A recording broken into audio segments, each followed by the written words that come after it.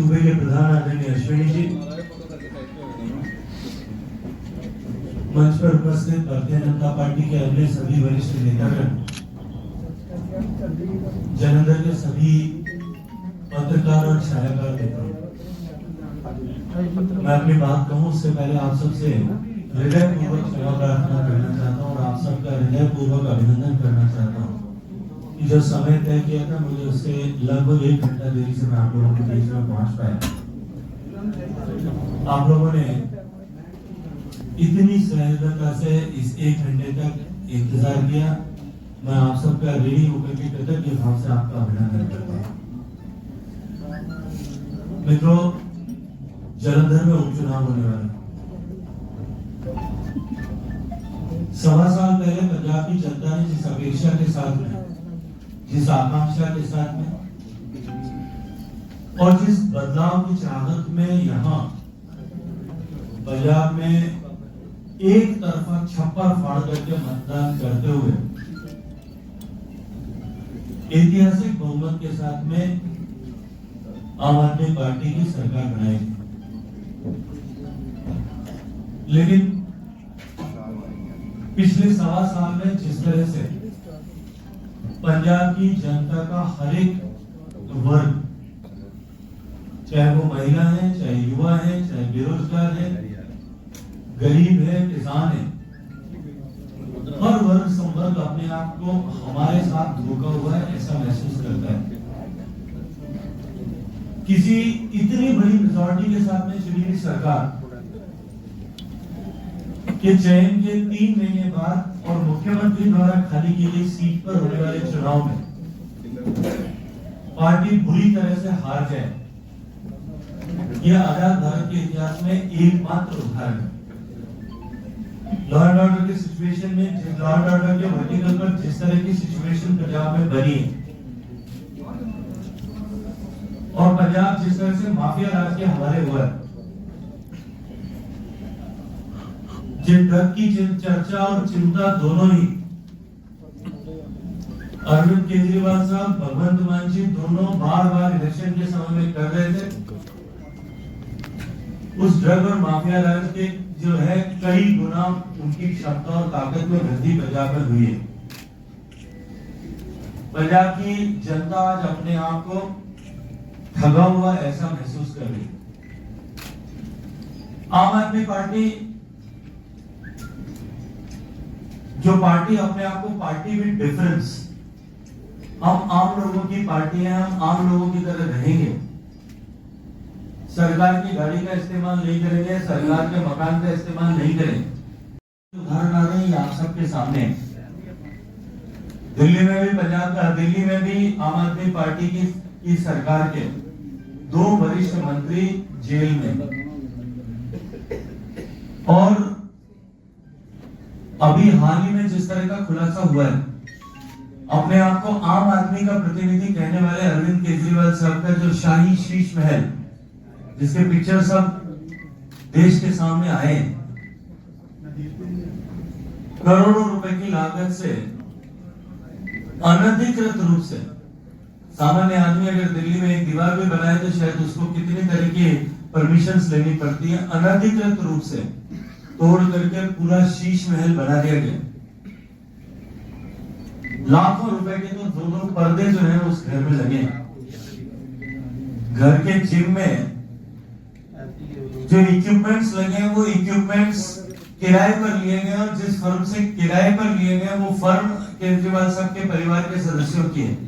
लाखों रुपए का भुगतान जो है जनता की गाड़ी कमाई का इस तरह से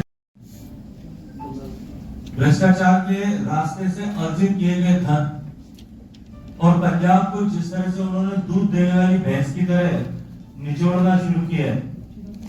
यहाँ भ्रष्टाचार से अर्जित धन को गुजरात में, हिमाचल प्रदेश में, राजस्थान में, अन्य प्रांतों में, उत्तर प्रदेश में, अन्य प्रांतों में चुनाव के माध्यम से अपनी पार्टी की ताकत को बढ़ाने के लिए उपयोग कर रहे हैं। जो आम आदमी अपने आप को का लवादा ओढ़ करके आए थे, वो आजकल चार्टर्ड प्लेन से नीचे उतरने के में विश्वास नहीं रखते। ये जो परिस्थिति बनी है इसको पंजाब की जनता समझने लगी। और जो धोखा पंजाब की जनता के साथ में हुआ था, उस धोखे को समझ करके अब पंजाब की जनता ने मानस बना लिया कि अब की बार इस जालंधर के उपचुनाव में संगरूर की तरह एक बार फिर आम आदमी पार्टी के प्रत्याशी को पूर्णतः नकार चढ़ाए। मित्रों, वैसे भी मैं इस जालंधर के उपचुनाव को पंजाब के लोगों के पास में आए हुए एक अद्भुत अवसर की तरह देखता हूं। इस अवसर के माध्यम से वो पंजाब की इस गूंगी, बहरी और जबरदस्ती आंखें मूंद करके वो सोई हुई सरकार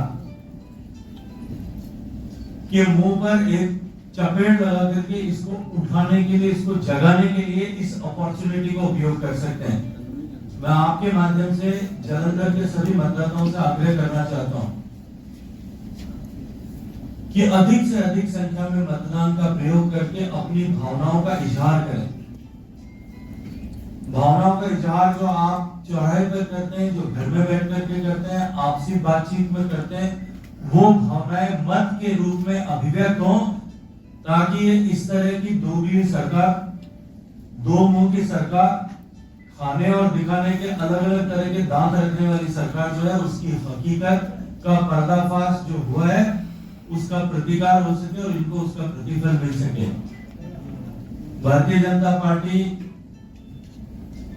हम सब जानते हैं कि पिछले चुनाव में 1.25 साल पहले ही पहली बार पूरे प्रांत में अपनी क्षमता पर, अपनी ताकत पर, अपने नेतृत्व में चुनाव लड़ी थी। उस आंधी में जहां सभी दूसरी पॉलिटिकल पार्टीज का वोट शेयर बुरी तरह से गिरा था, भारतीय जनता पार्टी ने उस समय भी अपने वोट शेयर में वृद्धि अर्जित की थी। बेशक हम 2 सीट ही जीत पाए, लेकिन सदन से लेकर के सड़क तक पिछले 1.25 साल में अगर किसी पार्टी ने विपक्षी भूमिका को निर्वहन किया है, तो मैं जिम्मेदारी के साथ में कह सकता हूं कि भारतीय जनता पार्टी ने किया। उसके चलते भारतीय जनता पार्टी की लोकप्रियता का व्याप और जिस तरह से पंजाब के लोगों का प्यार और जालंधर के लोगों का प्यार हमें इस चुनाव के समय मिल रहा है। जालंधर के इस उपचुनाव में 2024 के जनरल इलेक्शंस में और 2027 के विधानसभा चुनाव में निश्चित रूप से भारतीय जनता पार्टी ऐतिहासिक परिणामों के साथ में पंजाब की जनता के आशीर्वाद से सरकार में, सत्ता में आएगी, ऐसा मुझे आज को देख करके भरोसा लगता है। जिस तरह से चुनाव में इतने विपरीत परिणाम आने के बावजूद भी, केवल 2 सदस्य जीतने के बावजूद भी, सभी राजनीतिक दलों से टूट करके लोगों का भारतीय जनता पार्टी में आने की जो श्रृंखला है, जो निरंतर चल रही है, ये श्रृंखला इस बात की द्योतक है, इस बात की परिचायक है कि भारतीय जनता पार्टी को एकमात्र बचे हुए विकल्प के रूप में जनता, जनप्रतिनिधि और राजनीतिक क्षेत्र में काम करने वाले लोग देख रहे हैं। आप सबका बहुत सारा धन्यवाद, बहुत सारा अभिनंदन। मुझे लगता है कि ये ऐसा सब्जेक्ट है जिस पर किसी दिवंगत व्यक्ति के कारण से सिंपैथी मिलेगी, इसको टिप्पणी नहीं करना चाहिए।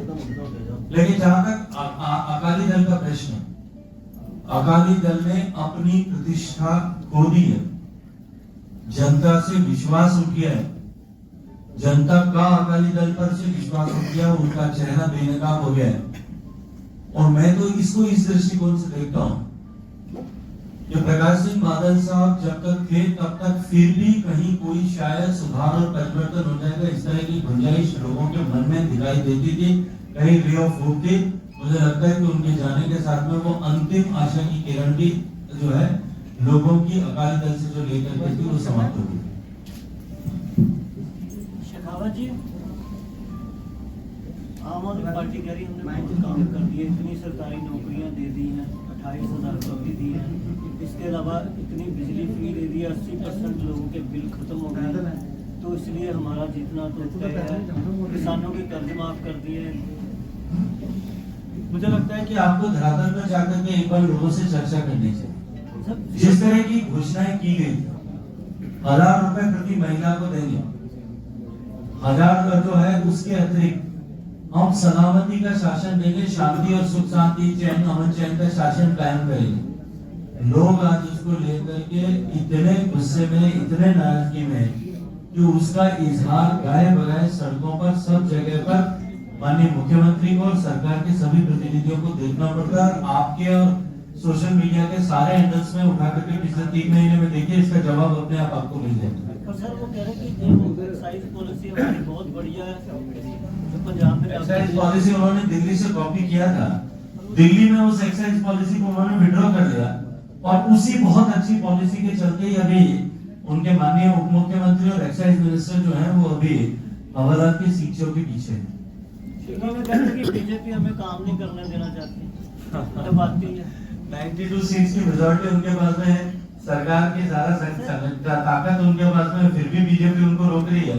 तो इसका मतलब ये तय हो गया और ये आपकी बात इस बात पर मोहर लगाती है कि भारतीय जनता पार्टी पंजाब के 4 करोड़ लोगों के हितों के संघर्ष के लिए इनको गलत काम न हो और पंजाब के हितों को साथ ये समझौता न कर सके, उसके लिए उनको सदन से लेकर के सदन तक हर जगह पर घेरने का काम करते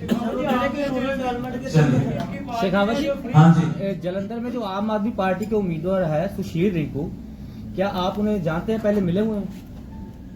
देखिए मैं तो इतना ही जानता हूँ जितना मैंने उनको सोशल मीडिया से देखा है। क्योंकि शहर में चर्चा है कि 2 साल पहले आपकी मुलाकात हुई थी, वो चाहते थे कि वो भाजपा में आए और जब जलंधर में लोकसभा चुनाव होंगे तो वो भाजपा की सीट पर लड़े। तो क्लियर कर दीजिए। केवल 2 साल में, उससे 2 दिन पहले तक भी वो इस लाइन में खड़े थे। जब मैंने नकार दिया तब जाकर के वो है आम आदमी पार्टी के कैंडिडेट हो गए। मतलब आपसे कांटेक्ट किया था उन्होंने? बहुत बार।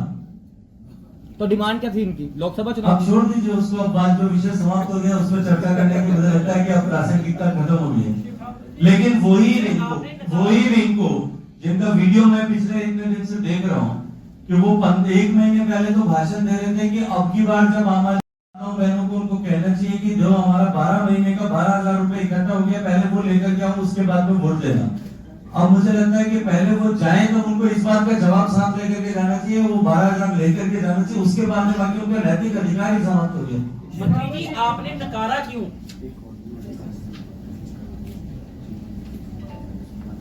हाँ सुना।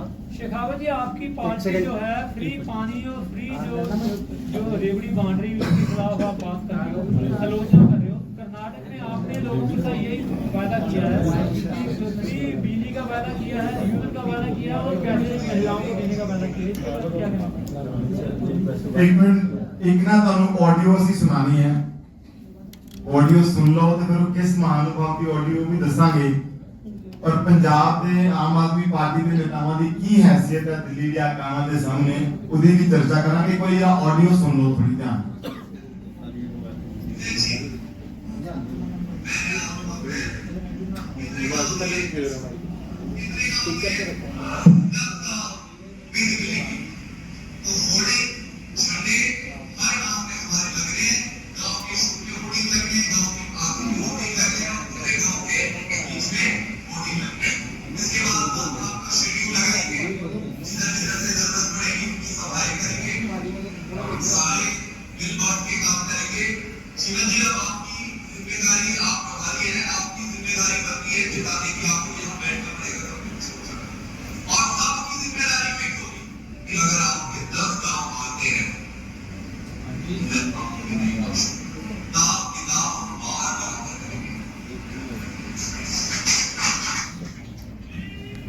पंजाब के वित्त मंत्री चीमा साहब ਨੂੰ कह रहे हैं दिल्ली तो आए नेता आम आदमी पार्टी दे कि ਤੁਹਾਨੂੰ बहुत कुछ दिता है, जे ਤੁਹਾਡੇ 10 ਪਿੰਡ ਹਾਰ ਗਏ ਤੇ ਤੁਹਾਨੂੰ ਬਖਸ਼ਾਂਗੇ नहीं। एक मिनिस्टर जो लोगों का जित के आया हुआ है, अनुसूचित जाति वर्ग ਨਾਲ संबंध रखते ने, उन्होंने किस प्रकार ਨਾਲ कार्यकर्तावां ਚ ਧਮਕਾਇਆ जा रहा है कि ਤੁਹਾਨੂੰ ਬਖਸ਼ਾਂਗੇ नहीं ਜੇ ਤੁਸੀਂ ਹਾਰ ਗਏ 10 ਪਿੰਡ। संदीप पाठक है जी।